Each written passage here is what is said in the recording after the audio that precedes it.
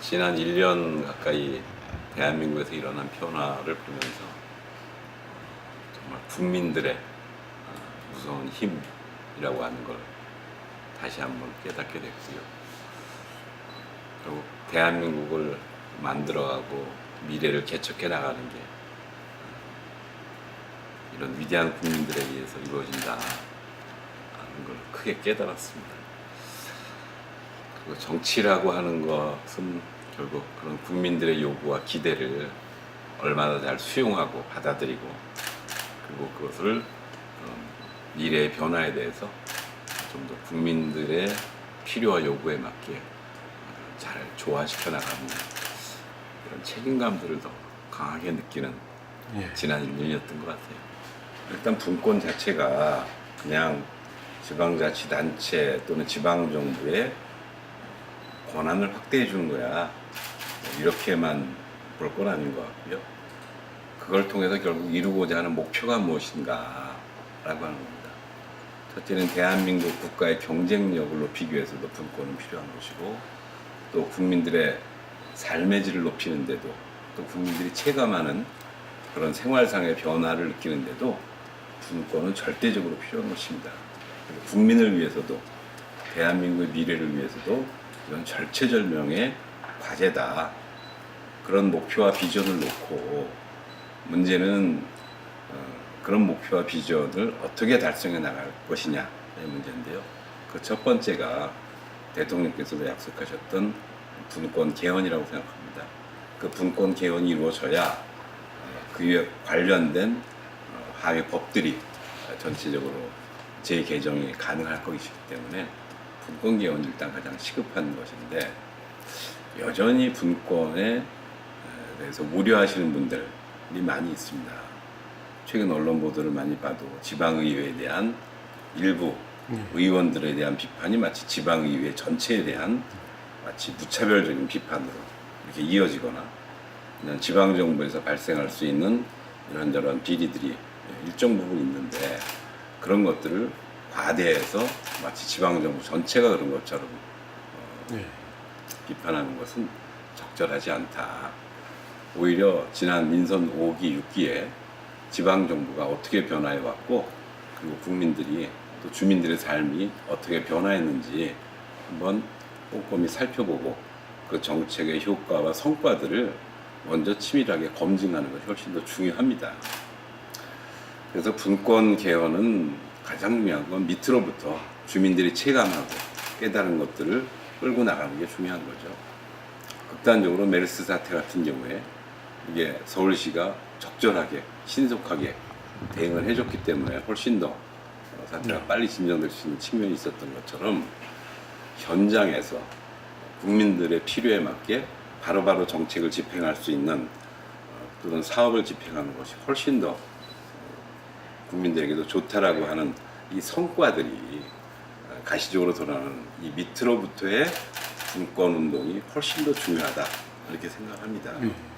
마치 국민들이 박근혜 정권의 다양한 비정상적인 행태에 대해서 분노하고 그걸 표출했던 것처럼, 분권에 대한 요구라고 하는 것이 아래로부터 더 많이 나와줘야 저는 분권 개헌이 가능할 것이라고 생각하고, 그런 국민들의 요구에 맞추어서 특히 청와대 대통령의 뜻이 가장 중요하다고 생각합니다. 물론 많은 관료들이 분권의 필요성은 인정하지만 그것을 떼어내기에는 여러 가지 어려운 점들이 있을 겁니다. 그래서 분권은 단순히 행자부가 해야 되는 일이 아니라 중앙정부에 있는 모든 부처가 자기 살의 일부 또는 자기 팔의 일부를 떼어내주는 게 자기의 몸도 가볍게 하고 국가 미래를 설계하는데 훨씬 더 중앙정부가 더 잘할 수 있고, 또 구체적인 집행과 그 내용들은 지방정부가 훨씬 더 잘할 수 있다는 그런 방식의 협력관계를 만들어 나가도록 중앙의 전 부처가 함께 노력을 해야죠. 그래서 분권개헌은 청와대 대통령의 뜻, 의지, 그리고 중앙정부 관료들의 과감한 자기 혁신, 그리고 밑으로부터의 노력들, 이것들이 함께 어우러져야 바람직한 분권 개헌이 가능해지고, 그 이후에 개헌에 입각한 분권제 국가가 만들어지지 않을까 기대합니다. 지방정부의 혁신이라고 하는 건 민선 5기와 6기에 정말 많이 이루어졌다고 자부하고 있고 실제로 그렇습니다. 저희가 하고 있는 많은 정책들이 실제로 중앙정부에 그대로 반영되고 투영되기도 하고 그런 것들이 현실로 나타나기도 합니다. 특히 이번 문재인 정부 들어서 도시재생 사업을 한다든가 다양한 임대주택 정책을 한다든가 다양한 복지사업과 관련해서는 지난 민선 5기와 6기가 다양한 정책과 사업에 혁신이 있었기 때문에 가능한 것입니다. 이건 지방정부의 의지와 그동안의 성과들을 일정하게 반영해 준 것이라고 생각합니다. 앞으로도 지방정부의 혁신은 중앙정부보다 훨씬 더 민첩하고 빠르게 진행될 거라고 생각합니다. 이 부분에서는 중앙정부가 좀 더 적극적으로 지방정부를 파트너로 생각해야 된다. 중앙정부는 무엇인가를 결정하면 국가 전체에 영향을 미치기 때문에 새로운 모델과 또는 융통성 있는 변화를 가져오기가 쉽지 않아요. 근데 지방정부는 규모가 뭐 많으면은 5, 60만, 100만 또는 적으면 3, 4만이기 때문에 다양한 미래지향적인 실험과 모델들을 만들어낼 수가 있습니다. 그리고 그것이 어디에 더 적합한 것인지 어디에 더 효율적인 것인지 이거를 판단할 수가 있어요. 따라서 중앙정부는 지방과 함께 더 많은 혁신의 실험들을 적극적으로 끌고 가려고 노력을 해야 되고 지방정부도 지난 민선 5기, 6기에 머물지 않고 앞으로도 더욱더 다양한 혁신적인 실험들, 혁신적인 사업들을 앞으로도 끊임없이 전개해 가야 됩니다. 이게 우리가 당면하고 있는 몇 가지 핵심적인 문제가 있죠. 저출산 고령화 문제, 미래 성장 동력과 관련된 4차 산업혁명 문제, 또 다양한 뭐 자연환경 또는 지속 가능성의 문제, 이런 다양한 문제들을 근본적으로 치유하기 위해서는 한 가지 모델로 5천만 대한민국을 다 끌고 가는 것이 쉽지가 않습니다. 그래서 지방정부가 하고 있는 다양한 산업들과 함께 모델들을 만들고 그 중에서 가장 효과적이고 적합한 모델들을 채택해서 확산시키고 그래서 위로부터와 아래로부터의 그런 혁신 노력들이 같이 진행되어야 대한민국이 변화할 수 있고 대한민국의 미래가 열릴 거라고 확신하고요. 지방정부는 지방 주민들과 함께 그런 것들을 만들어갈 수 있는 준비를 지난 8년 동안 쭉 해왔습니다. 또 앞으로도 충분히 해나갈 거라고 생각하고 있고요. 지난 8년 동안 가장 크게 이루어진 성과는 바로 이 지역 주민들, 국민들이죠. 이 국민들의 역량이 다양한 협치, 다양한 거버넌스를 통해서 많이 성장을 해왔다는 겁니다. 그들은 혁신에 대한 기대 저버리지 않을 것이고 또 지방정부에서의 혁신은 앞으로도 계속 진행될 거라고 생각하고 있습니다. 협치도 마찬가지로 협치가 최종적인 목표는 아니죠. 협치는 우리가 정책의 효과와 효율성을 높이기 위한 가장 대표적인 행정의 방식이죠. 주민들과 함께하는 협치는 민주주의의 아마 행정적인 필요 조건 뭐 이렇게 생각하고 있습니다. 저희가 민선 5기, 6기 저뿐만 아니라 모든 지방정부는 국민들의 신뢰를 얻기 위해서 국민들과 함께 사업을 만들어가고 그리고 쭉 진행해 왔습니다. 그래서 저희가 분권과 자치 그리고 변화와 혁신, 참여와 협치라고 하는 것이 저희가 지금까지 쭉 끌고 왔던 방향이고 이제 2017년에 그런 7년 동안 끌어온 성과들을 한번 점검하고 재도약의 기회로 삼기 위해서 분권과 자치, 변화와 혁신, 참여와 협치의 원년이라고 주장을 한 거죠. 이건 시작하겠다는 것이 아니라 지난 민선 5기, 6기의 성과들을 점검하고 이걸 한 단계 도약시키기 위해서 민주주의를 심화시키고 우리의 생활 속의 민주주의가 다가가고 그것이 실천되게 하기 위한 선언이라고 보시는 게 맞을 것 같고요. 그걸 위해서는 이제 행정혁신도 해야죠. 그래서 혁신을 담당하고 주민들하고 끊임없이 지속적으로 일상적으로 할 수 있는 지역혁신 과라고 하는 걸 신설해서 예. 민관협력과 주민협력의 소통 창구를 이제 제도화했고요. 또 민관협치 조례도 저희가 만들었습니다. 그래서 민관협치 활성화를 위한 기본 조례도 제정해서 민관협치의 체계를 구축하고 활성화를 위해서 필요한 사업들 심의 조정하는 협치의회도, 협치회도 만들었죠. 그래서 이제 협치 교육도 하고 또 군권 교육도 하고 이렇게 해서 주민 역량들을 이제 한 단계 예. 더 높여 나가는 그런 계기를 만들었고요. 그렇게 해서 협의회를 중심으로 해서 지역사회 조사도 옛날에는 뭐 전문가들이 많이 했었지만 또는 어떤 업체들이 그런 거 했잖아요. 이제는 주민들이 직접 지역 조사에 관련한 교육도 받고 그리고 지역을 잘 알고 있는 주민들이 지역사회 조사도 전문가들과 함께 직접 행하는, 그래서 지역 주민들이 그냥 다 조사가 이루어지면 그 다음에 뭘 할까가 아니라 처음부터 사업들을 함께 기획하고 꾸며나가는 그런 단계까지 이제 옮겨가고 있다 이렇게 보면 되고요.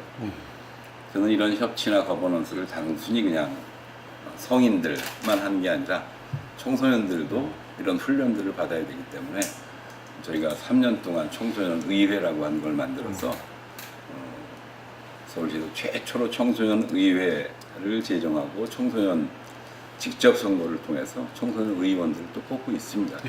그래서 협치 훈련들을 청소년부터 우리 성인까지 쭉 지속적으로 진행을 하고 있고요. 앞으로도 이제 우리가 진행하는 모든 사업들, 뭐 도시재생 사업이나 무슨 뭐 복지 사업이나 문화 사업이나 이런 모든 사업들도 이런 협치의 가치와 정신에 입각해서 진행하게 될 겁니다.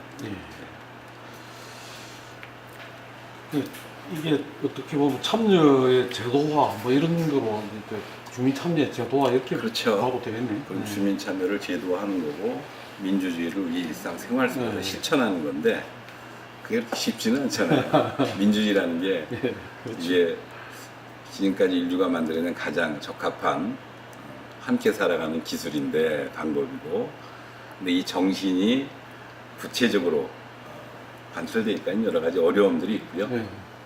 저는 우리 주민들이 그런 어려움들, 서로 간의 생각의 차이, 그리고 서로 다른 해결 방식들 이런 것들을 토론을 통해서 소통하면서 풀어나가는 그런 과정들을 이제 익혀나가고 있다고 생각하고요.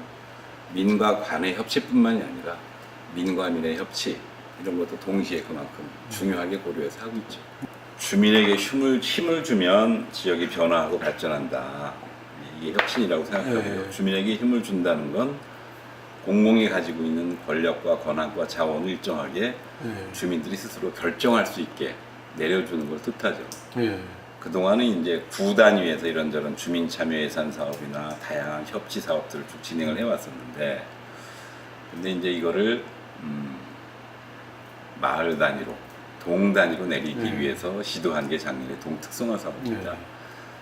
그래서 동에 이제 예산을 별도로 지원해주고 대신 그 예산에 꼬리표를 달지 않고 동 주민들이 스스로 사업들도 발굴해내고 자기들이 필요한 사업들을 스스로 기획하고 집행하는 그런 훈련들을 좀 해왔다고 보시면 될 것 같고요. 그렇게 해서 주민들이 그동안 주로 대상자들이잖아요. 뭐 우리가 어떤 사업을 하거나 복지를 하거나 그러면 주민들을 시혜를 베풀어주는 대상 이렇게 생각했었는데, 이제는 그게 아니라 스스로 필요한 것들을 주민들이 만들어가는데, 우리가 동 단위에서 또는 마을 단위에서 골목 단위에서 그들이 할 수 있도록 재정이든 저희들이 가지고 있는 행정 권한이든 이런 것들을 다 같이 지원해주는 방식이죠. 지금까지 이제 거버넌스라고 하는 게 주민과 함께하는 민간 협력이 주민을 동원하는 것으로 봤다가, 두 번째는 시의 대상으로 봤다가, 세 번째는 그냥 파트너로 이렇게 봤다가, 이제 마지막으로 저희가 이런 동특성화 사업을 통해서 민주주의를 생활하자라고 하는 건 주민들에게 이니셔티브를 주는 거죠. 당신들이 필요로 하는 사업은 당신들이 기획하고 집행해라. 우리들이 돕겠다. 그래서 같이 책임도 권한도 함께 가자. 이렇게 사실은 주민들에게 요구하는 거고, 동특성화 사업은 그런 내용 중에 하나라고 보시면 될 것 같습니다. 그러면 대체로 저희가 한 동에 작년에 2,500만 원 정도 줬고요. 그 사업으로 뭐 동에서 필요한 이런저런 사업들을 했어요. 예를 들면 50대 홀로 사는 남자들이 너무 좌절하고 무력감에 빠져 있어서 이 사람들이 스스로 모여서 자조 모임을 만들고 이 자조 모임이 발전해서 동에서 혼자 사시는 어르신들 집 고쳐주고 이런 사업도 하는 그런 사업 단위로 발전해 나가기도 하고요. 또는 동에서 필요한 특성화 축제도 하기도 하고요. 또는 뭐 여름에는 어린이들을 위한 물놀이장도 풀장도 만들어주기도 하면서 동에서 필요한 사업을 미처 구청도 다 이걸 현장에서 밀접해 있지 못해서 챙기지 못한 것들을 주민들이 알아서 챙겨나가는 그런 사업들이 돼가고 있는 거죠. 예. 저희가 가장 중요하게 생각하는 건 현장 우선이죠. 모든 문제는 현장에 답이 있습니다. 물론 그 현장에 답이 있다면 거기에 전문가도 들어가고 우리의 행정적인 뭐 자원과 권한도 들어가고 그렇게 해서 현장에서 그 문제를 토론하고 현장에 가봐야 그 문제를 풀 수 있는 해답을 얻을 수 있다라고 생각하고 있습니다. 무문현답이라고 우리의 문제 답은 현장에 있다 뭐 이런 건데 찾아가는 동장회의는 이제 저희가 동장회의를 매달 하는데 이걸 구청에서만 하다 보니까 이게 형식적인 회의가 돼요. 점점. 그래서 그러지 말고 각 동에 찾아가서 동장들이 다른 동은 어떻게 하는지도 좀 보고 그럼 우리 동에 이걸 도입할 건지 말 건지 그래서 각 동의 특성화된 사례들도 좀 서로 배우고 각 동에서 겪고 있는 어려움이 어떤 건지도 서로 공유하고 그러면서 이제 문제를 해결해 보자 그렇게 저희가 했죠.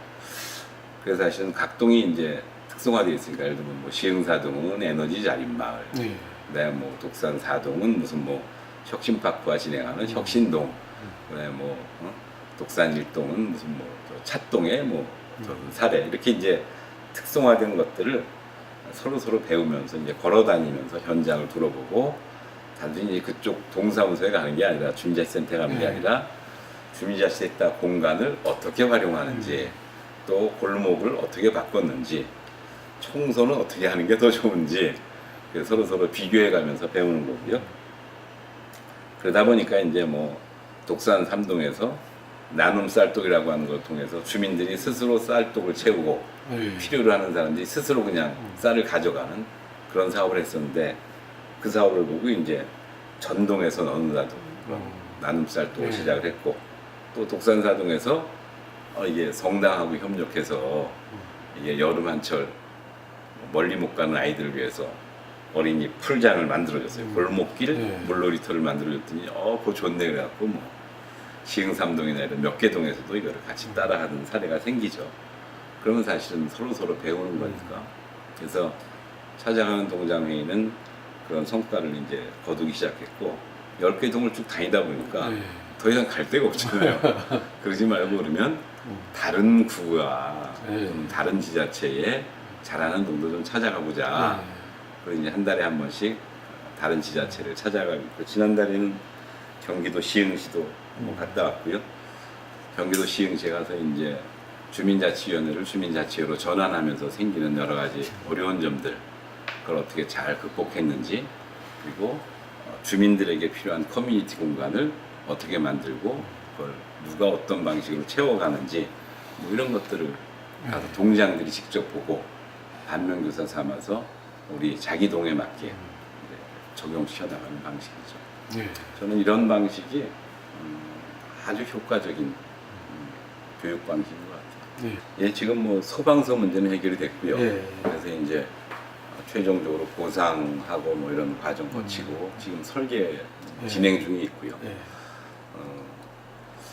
소방서와 대형병원은 사실은 주민들의 생명과 직결된 문제입니다. 저희가 통상 뭐 뇌경색으로 쓰러지시고 그러면 5분 골든타임을 얘기하는데 제가 소방서가 이제 없다 보니까 이게 또 대형병원도 뭐 한 15분, 20분 가야 있으니까 여러 가지 어려운 점들이 많이 있었어요. 근데 소방서 문제는 주민들이 일부 이제 또 생각이 다르기도 하고 또 더 좋은 위치를 추천해 달라는 여러 요구도 있어서 지난 한 2, 3년 동안 소방서 위치에 대해서 계속 쭉 점검을 해왔고 최종적으로 이제 소방서 위치를 독산 이동에 확정해서 네.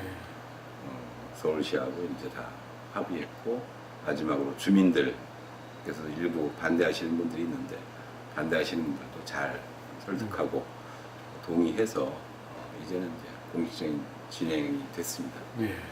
소방서는 이제 잘 해결이 됐고요. 그래서 한 2019년, 20년이면 이제 완공이 될 것 같고요. 그 소방서에 이제 커뮤니티 공간도 같이 확보해서 주민들이 소방서를 기피 시설로 네. 생각하지 말고 이걸 우리들의 안전에 필수적인 시설 또 그 주변에 있는 분들이 일부 소음 피해를 받을 우려도 있으니까 그 주변에 있는 분들이 이용할 수 있는 커뮤니티 공간을 확보해서 우리들에게 더 친근한 네. 안전하면서도 더 친근한 공간으로 막 바꿔 나갈 겁니다. 네. 믿어주시면 될 것 같고요. 병원은 이제 저희가 항상 병원 부지는 확보되어 있는데 여러 가지 어려운 조건 때문에 병원을 짓겠다는 분들이 없었는데 네. 다행히 부영이라는 이 토지주가 네. 병원을 본인들이 직접 짓겠다 해서 어. 우정의료재단이라고 하는 의료법인을 신청을 하셨고요. 네. 기체 없이 그러니까 채무 없이 토지 포함해서 한 1,400억 정도를 그 의료법인의 기본재산으로 출연을 하셨어요. 네. 여기다 병원을 짓겠다고 그렇게 말씀을 하셨고 그래서 법인이 지금 이미 허가가 나간 상태이기 때문에 부영 측에서도 병원을 짓기 위한 추진단을 아마 만든 것으로 알고 있고 그 추진단이 지금 저 병원에 어느 정도 규모와 어느 정도 병상을 할지를 지금 설계를 만들어 가고 있는 중입니다. 저희 구청에서는 그 병원을 설립하는 데 있어서 필요한 여러 가지 하부 조건들 또 저희가 구청의 행정 권한으로 병원이 들어왔을 때 또는 들어오려고 할 때 나타날 수 있는 여러 가지 어려운 일들을 부영 측과 잘 협의하고 그리고 저희가 할 수 있는 최선을 다해서 도와주려고 합니다. 네. 그래서 가능하면 빨리 저희는 하고 싶은데 현재 부영 측에서는 저 병원 부지하고 그 앞에 이제 또 새로운 청년임대주택을 짓겠다고 하니까 그런 청년주택과 병원 측이 함께 공사를 해서 대체로 부영 측에서 지금 설명하는 건 내년에 건축 허가를 받고 그리고 공사를 하면 2020년 정도 되면 병원하고 그 앞에 청년주택이 들어올 수 있지 않겠냐 지금 이렇게 기대하고 있습니다. 최선을 다해서 어쨌든 일정도 좀 당겨보고 또 안전하고 주민들에게 꼭 필요한 그런 공사가 될 수 있게 시설이 되게 그렇게 하려고 합니다. 예. 다행히 어쨌든 제가 민선 6기에 약속했던 게 착공은 모르겠어요. 할 수 있을지 모르겠지만 착공은 가능할 것 같습니다. 예, 지금 뭐 공군부대하고는 계속 협의를 하고 있고요. 실무협의회를 따로 구성을 했습니다.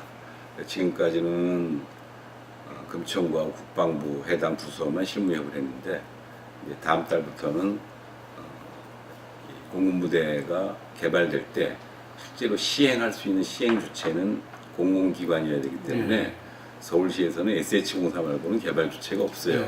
그래서 다음 달부터는 이제 SH공사도 같이 이 실무협의회를 진행을 하려고 합니다. 원칙적으로는 이제 이전에 대해서 다 동의하고 있는데 이제 이전 부지를 어떻게 확보할 거냐 그리고 그 이전하면 그 대가를 주로 이제 땅값이죠.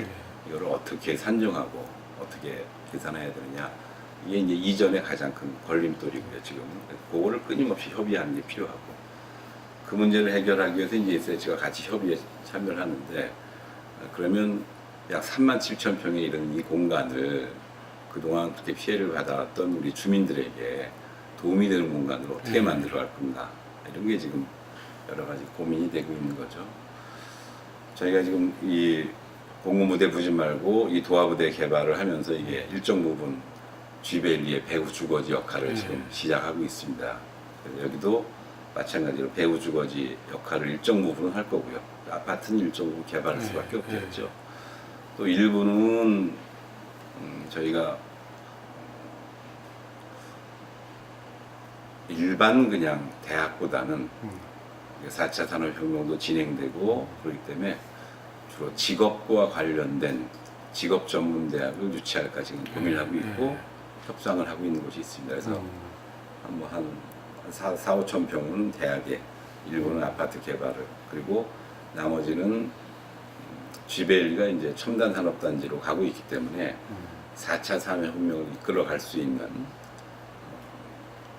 그런 사이언스 파크를 서울시하고 같이 만드는 게 저희들의 소망이고 서울시에 계속 요청을 하고 있습니다. 그래서 그런 공공공간, 공공토지 부분을 저희가 확보해서 GBLE를 뒷받침하고 서울의 가장 상징이 될 수 있는, 마치 우리가 60년대, 70년대 구로공단이 대한민국 성장 동력이었고 상징이었던 것처럼 4차 산업혁명을 이끌어가는 그런 사이언스 파크의 그런 상징성인 공간을 요 GBLE에 연접해서 만들려고 하는 게 저희 목표입니다. 서울시와도 계속 협의하고 있고 또 SH공사하고도 이 문제를 계속 협의하고 있고, 특히 당사자인 국방부하고도 원칙적으로 이전에는 동의하면서 구체적인 협상들을 진행하고 있죠. 1인 가구가 이미 뭐 1인 가구, 2인 가구가 대세가 됐죠, 대한민국에서. 그래서 꼭 좋은 건지 아닌지는 잘 모르겠습니다만 어쨌든 1인 가구가 너무 많아졌기 때문에 그분들에 대한 적절한 정책이 좀 필요하다 이렇게 생각합니다. 특히 그동안 우리 대한민국이 그것이 뭐 복지 정책이든 뭐 건강 정책이든 뭐 주거 정책이든 모든 정책이 3, 4인용 가족 중심으로 돼 있어요. 그렇죠. 복지 정책도 그렇게 돼 있고 뭐 주거 정책도 그렇게 돼 있는데, 실제로 서울시 같은 경우에 이미 29% 정도 됐고 저희도 이제 35% 정도를 넘어서 저희들의 증가율이 서울시에서 한 4위 정도 하는 것 같아요. 근데 이제 대체로 1인 가구는 두 유형으로 나누지 않겠어요. 하나는 청년, 하나는 어르신 이렇게 돼 있습니다. 근데 이제 반반 정도 되는데, 어르신들에 대해서는 저희가 지난 한 6, 7년 동안 여러 가지 1인 가구 정책들을 펴왔어요. 어르신 독거노인을 위한 복지 정책을 쭉 펴서 독거노인을 돌보기 위한 뭐 통통 나래단도 만들었고, 그 결과로 찾아가는 동주민센터도 저희가 가장 먼저 시작을 했고, 그래서 독거노인을 찾아가는 이런 복지 정책, 또 저희 구만이 했었던 독거노인들을 위한 공공임대주택 정책도 저희가 쭉 진행을 해왔고, 그래서 노인들을 위한 사업은 쭉 진행을 했었습니다. 근데 정작 청년들이 구체적인 사업의 대상이 돼서 특히 1인 가구 청년이 정책과 사업의 파트너였던 적은 별로 없었거든요. 그래서 욕구조사를 저희가 작년에 쭉 했습니다. 그래서 가구 원수, 주거 형태를 뭐 성별, 연령별, 동별로 다 이제 이 조사를 쭉 했고, 그 욕구조사 결과에 맞추어서 이제 9차원의 맞춤형 종합정책이라고 하는 걸 만들고, 동시에 그거에 기초해서 올해 5월에 1인 가구 기본 조례라고 하는 걸 이제 서울시 금천구가 이제 만들어 낸 거고요. 그래서 우리가 5가지 주요한 현장 맞춤형 사업이라고 하는 거를 5개 분야로 나누어서 진행을 하고 있습니다. 이제 건강 지원 분야, 그래서 건강과 식생활을 묻는 거죠. 혼자 밥 먹는 거 어떻게 하냐. 그래서 혼술, 혼식, 뭐 혼밥 이런 거 하잖아요. 그래서 혼밥, 혼술 이런 거를 좀 해결하기 위해서 저희가 청춘 빌딩이라고 하는 청년들의 광장, 청춘 전용 공간도 확보했고, 거기서 공유 부엌도 만들고 1인 레시피도 만들고 전통시장이나 나들 가게를 활용해서 뭐 소규모 소포장, 1인 가구를 위한 상품 개발 판매도 하고요. 또 생활 쓰레기 봉투도 확 줄여서 1인 가구용도 만들기도 하고, 이렇게 해서 건강과 식생활, 건강 지원 분야가 제일 먼저 시급한 거죠. 그래서 청년들 건강 진단도 저희가 1인 가구 청년 진단도 현장에서 내년부터는 좀 본격적으로 할까 싶고요. 두 번째는 이제 혼자 밥 먹고 혼자 술 먹고 쓸쓸하고 외로우니까 교류하는 게 굉장히 중요하죠. 그래서 청년 교류 공간을 확대하는 거죠. 그래서 청년 1인 가구하고 쭉 인터뷰하니까 중요한 게 이제 자기들이 같이 모일 수 있는 공간을 좀 만들어 달라, 뭐 이런 거였어요. 그래서 저희가 청춘 빌딩이라고 하는 거를 작년 11월에 개관을 했습니다.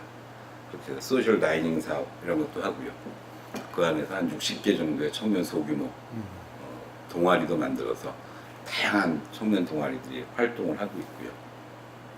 또 쥐벨리에는 서울시하고 함께 무중력지대라고 하는 청년들의 공간 만들어서 창업을 위해서든 아니면 취업을 위해서든 다양한 정보들을 얻을 수 있고 서로 소통하고 또는 아주 자유롭게 쉴 수 있는 그런 무중력지대 공간들을 청년들에게 제공을 했죠.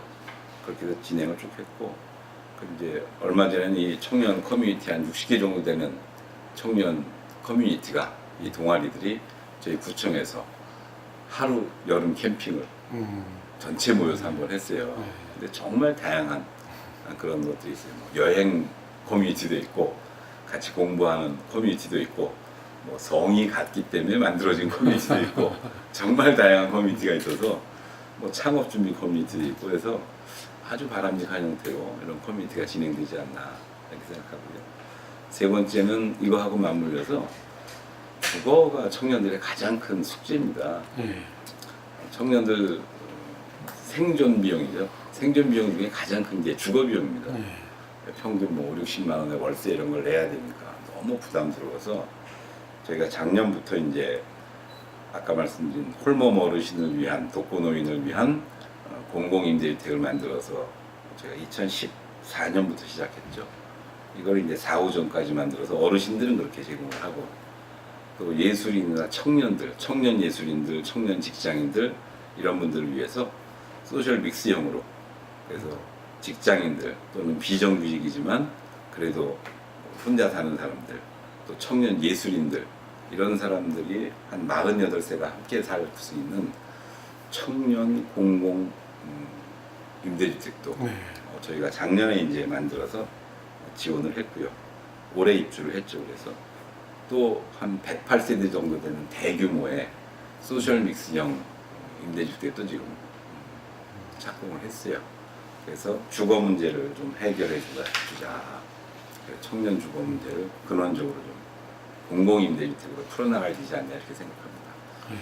이 부분과 관련해서 제가 이제 중앙에서도 임대주택을 중앙정부가 자기들이 직접 짓지 말고 구청에서 요구하는 방식대로 돈을 내려보내주면 그럼 저희가 여기에서 저희들의 필요에 맞게 다양한 임대주택들을 짓고 그리고 그 임대주택이 따로 고립돼서 살아가는 게 아니라 지역 주민들과 함께 어우러져서 살 수 있고 또 이 사람들을 통해서 우리 동네가 활성화될 수 있게 만들 수 있는 그래서 저는 임대주택도 정말 분권이 필요해. 이거 하면서 아주 절박하게 느꼈어요. 그래서 이게 중요하고요. 마지막으로 이제 안전망이 있죠. 이제 혼자 사는 사람들이 남성도 있고 여성도 있고 어르신도 있고 그래서 그런 저희가 이제 모든 건축과 도시 계획을 하면서 세티드라고 하는 이런 방식으로 다 적용을 하고 있고요. 또 서울시가 여성 안심 스카우트도 이제 가장 활발하게 하고 있고 무인 택배형 운영 사업이라든가 이런 사회 안전망 구축하는 것도 최선을 다해서 하고 있습니다. 마지막으로 이제 청년들이 가장 힘들어하는 일자리 아니겠습니까? 일자리 지원 분야에서도 저희가 다양한 방식으로 청년 일자리 만들기 위한 작업들을 지금 진행하고 있고요. 저희가 청년 동행팀이라고 하는 팀을 만들어서 청년들의 요구와 필요에 부응하는 그런 직접적인 정책들을 만들어가고 있고 1인 가구 정책으로서는 거의 종합적인 함께여서도 행복한 혼자지만 함께여서도 행복한 그런 금천구 만들어가고 있다고 자부하고 있습니다. 그렇죠. 옛날에는 이제 공동체라는 게 가족이 가장 기본적인 공동체고 그 다음에 이제 국가, 가족과 국가가 양대 공동체였잖아요. 근데 국가 이렇게 범위가 커지면서 이제 그런 국가 공동체가 많이 퇴색을 했고 국가 공동체가 할 수 있는 건 대체로 아주 보편적이고 기본적인 것만 하죠. 그거를 해주는 게 국가면 국민들 또 이 살아가고 있는 현장에서 그 사람들의 필요에 맞게 요구에 맞게 적절하게 할 수 있는 건 결국 지방 정부가 그 특수성에 맞춰서 유연하게 다양한 복지와 그런 정책과 사업들을 펼치는 게 필요한 것이고요. 저는 그런 측면에서는 과거보다 훨씬 많이 좋아졌다고 볼 수 있죠. 실제로 서울시는 저희 구에서 이거 만든 이후로 수요자 맞춤형으로 이렇게 했을 뿐만 아니라 이걸 다양한 형태로 각 지역에서 필요한 방식으로 했죠. 네. 예를 들면 성북구나 서대문구는 대학이 많이 있으니까 네. 대학생들을 위한 그런 뭐 공공원 원로 임대 주택을 네. 많이 했고요. 네. 그러니까 저희는 대학이 없으니까 이제 독거노인부터 시작했고 이거를 청년 직장인과 뭐 이런 분들로 확산을 시킨 거고. 그래서 저는 서울시에 있는 지방정부들은 대부분 다 이거를 시행을 하고 있어요. 아. 문제는 중앙정부와 서울시가 얼마나 이거를 더 적극적으로 추진하느냐. 네. 그거는 권한도 내려놓고 동시에 재원도 내려보내주고 그러면서 본인들은 그거를 전체를 기획하고 이거를 잘 되고 있는지를 점검하는 그런 역할로 물러서는 게 맞죠. 네. 저는 그래야 정말 주민들에게 필요한 사업들이 이루어질 수 있다고 보고 있습니다. 네. 지금 민간에서는 분권개헌 국민운동이라고 하는 게 네. 따로 진행이 되고 있고 일부 지자체, 뭐 저도 참여하고 있긴 합니다. 일부 지자체도 거기에 참여하고 네. 있죠. 그리고 시장군수 구청장 협의회라고 네. 하는 전국의 모든 지방, 기초지방정부가 참여하고 있는 협의회가 있습니다. 거기에도 분권개헌 TF가 만들어져서 의견들을 좀 모으고 있고요. 네. 뭐 개헌뿐만이 아니라 하위법령의 개헌까지도 개정까지도 같이 고민하고 있는 그런 팀들이 이미 만들어서 진행이 되고 있고요. 또 분권을 위해서 특별히 지방 정부들이 더 의지와 열정을 갖고 모이자 그래서 분권 어디 지방 정부 협의회인가. 그래서 뭐 분권을 위한 지방 정부 협의회를 한 40여 개 지방 정부가 따로 모여서 네. 회비도 내고 집중적으로 분권만 네. 다루는 그런 협의회가 구성이 되어 있습니다. 그리고 어제도 총회를 했는데 그 총회 자리에서도 다 나온 얘기가 이걸 하기 위해서 하나는 그 개헌의 내용을 어떻게 확보할 걸까 이거를 국회에다만 맡겨두는 게 아니라 결국 분권 개헌의 주체는 단체장들이고 네. 지역 주민들이다. 그래서 이분들에게 분권 개헌이 왜 필요한지를 끊임없이 분권 교육을 저희들이 쭉 진행을 하고 있고요. 지금까지도 뭐 한 10번 정도 진행됐고 앞으로도 계속 하반기에는 분권 교육을 주민들과 함께 진행을 할 거고요. 한편에서는 그 개헌안의 내용을 만들어가기 위한 우리들의 의지들이 다양한 형식의 연구 모임이나 스타디나 전문가에 대한 토론을 통해서 지금 만들어져 가고 있습니다. 한편으로는 내용을 만들기, 한편으로는 전체 국민들에게 분권의 필요성이라고 하는 것을 이제 알려드리고 같이 함께 공부하고 교육하고 이런 것들을 더 적극적으로 확산시켜 나가고 있죠. 가장 의미 있는 성과는 제가 구청장 하면서 처음 인터뷰에서 다 그 얘기를 했었는데 네. 왜 정치하냐, 왜 구청장 하냐. 저는 정치가 우리 사회에서 반드시 필요한 것이고 네. 필요한 만큼 주민들이 믿어줘야 된다. 그래서 정치에 대한 주민들의 신뢰를 회복하는 게 제가 정치하는 가장 기본이라고 얘기를 했었습니다. 저는 가장 큰 성과라면 주민들이 그래도 옛날에 비하면 구청장이나 또는 구청에서 이런저런 일을 한다고 하면 여전히 부족하지만 그래도 신뢰하고 믿어주는 게 과거보다 훨씬 높아졌다 이렇게 생각을 하고요. 그것이 구체적인 정책과 사업으로 나타난 게 결국 마을 민주주의의 기반을 다진 것 아닌가 이렇게 생각합니다.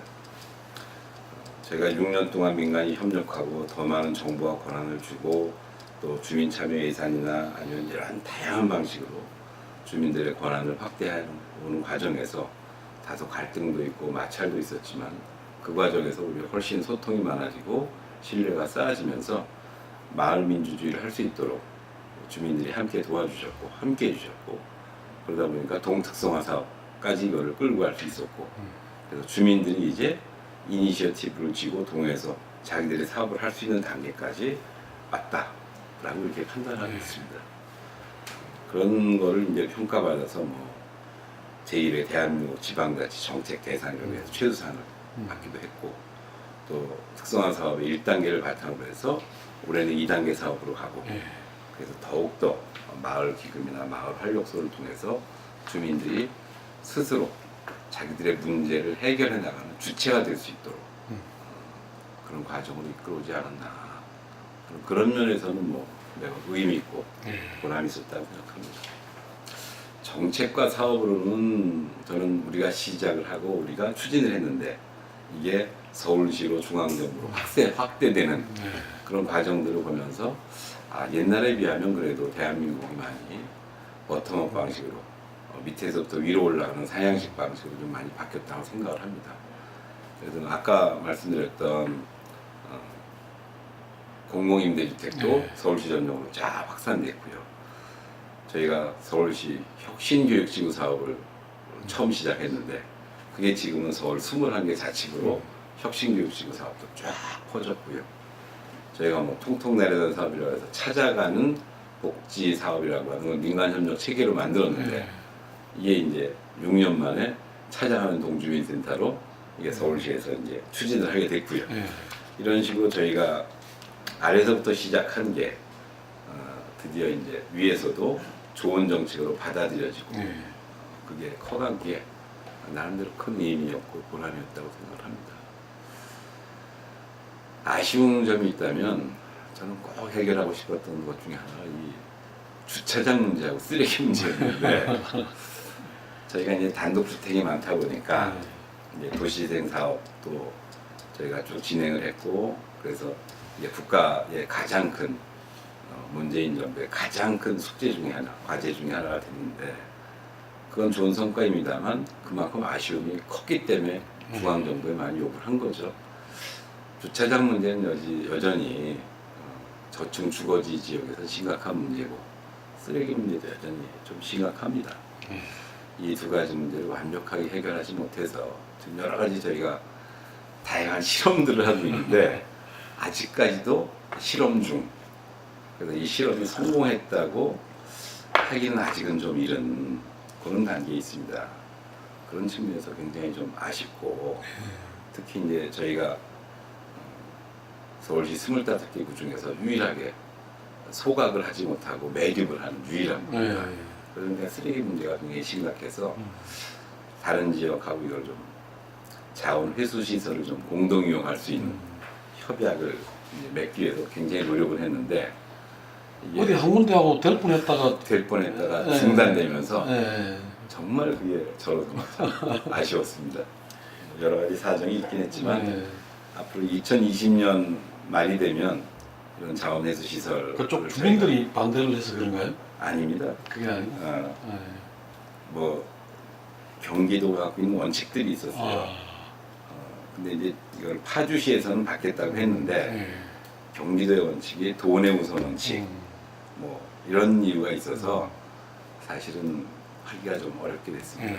근데 2020년 되면 강서구에 양천구 자원회수 시설을 우리가 사용할 수 있게 될 거기 때문에 그러면 뭐 2020년 되면 좀 해결되지 않을까 이렇게 기대하고 있고요. 그 동안은 우리가 어쨌든 최대한 쓰레기를 생활 쓰레기를 줄여나가는 방식. 생활 쓰레기를 줄인다는 건 재활용 그렇죠. 수거를 높여야 된다는 거거든요. 그래서 저희가 도시광부라고 하는 걸 지금 1년째 하고 있는데 저층 주거지에서 재활용품을 이렇게 증가시킨 사례는 지금 1년 동안 지속적으로 증가시킨 사례는 저희가 처음이에요. 저는 이런 방식이 이제 서울시 전역에도 퍼질 거라고 확신하고 있는데 재활용품을 늘리는 게 중요한 거지 이거를 소각하느냐 매립하느냐가 중요한 건 아니거든요. 그래서 사실 재활용품을 늘리기 위한 가장 중요한 건 도시광부라고 하는 그런 이 노력이 저희가 이제 작년에 한동에서 독산 4동에서 시작을 했는데 내년은 저희가 2개 동으로 이걸 늘리려고 하고요. 그렇게 해서 이게 2개 동으로 확산돼서 성공을 하면 그러면 금천구 전체가 할 수 있을 거고 금천구 2개 동에서 성공했다는 얘기는 서울 전역의 저층 주거지에서도 다 성공할 가능성이 있기 때문에 곧 서울시의 정책이 될 거라고 확신합니다. 저는 뭐 정치를 시작한 지 얼마 안 되지만 정치인의 선택은 본인의 선택이 중요한 게 아니라 좀 유권자인 국민들의 선택이 중요하고 그리고 제가 잘했다고 생각하면 우리 금천구 지역 유권자들이 주민들이 제가 갈 길을 열어주실 거라고 생각합니다.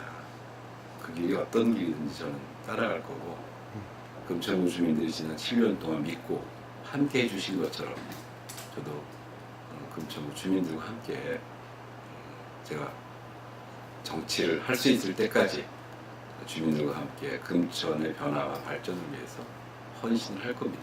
예. 그래서 그 길은 주민들이 결정하고 열어주실 거라 믿고 있습니다. 예. 네, 시간 내주셔서 고맙습니다. 아이, 고맙습니다. 네.